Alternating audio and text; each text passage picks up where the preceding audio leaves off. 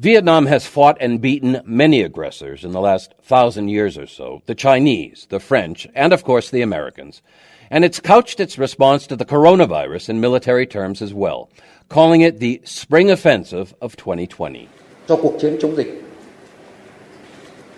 tình hình dịch bệnh vẫn còn. If Vietnam and its people are united, Vietnam can win against the pandemic, Deputy Prime Minister Vu Quoc said earlier this month.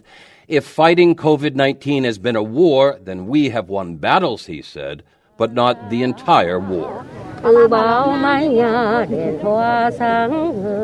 It's early morning in central Hanoi, and hundreds stand waiting for handouts at one of the so-called rice ATMs, which have sprouted in the country's big cities. Most wait patiently. One even sings as she waits. The delivery system is simple. A plastic pipe sticking out of a makeshift panel pours about 6 pounds of rice into each person's bag. 75-year-old Pham Thi Siem has been waiting for almost 2 hours. Vất vả lắm cháu ạ.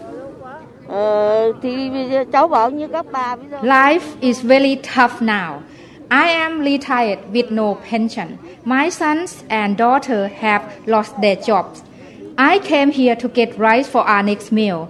For all of us, my sick grandchildren too. The rice ATMs are privately funded by local entrepreneurs. The Prime Minister has pledged $2.6 billion in relief for those who need it. Pham's family hasn't seen any of it, but she's not complaining. Nói chung là khó khăn cả nước chứ riêng gì mình đâu. The whole country is in this rough time. Not just me. I have to accept reality. It's a pandemic.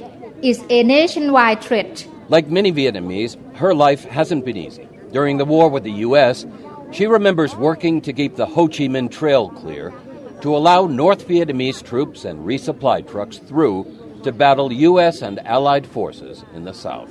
Ở trong Quảng Bình, ở trong đấy từ năm 68. I was there from 1968 to 1972. After that, I was sent to Laos and stayed in Laos for the next 7 years. There was a lot of bombing. She says her generation remembers other hard times, famine even. But this is different, she says. No food, plus the threat of disease. Her biggest complaint, the inequality between the newly rich and the poor.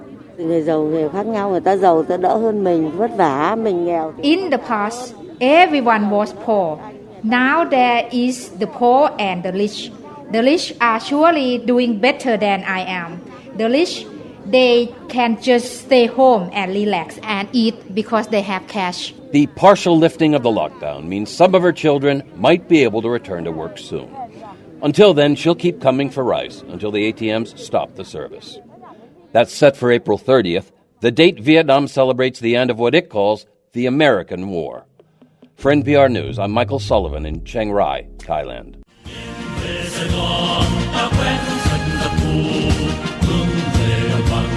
Again.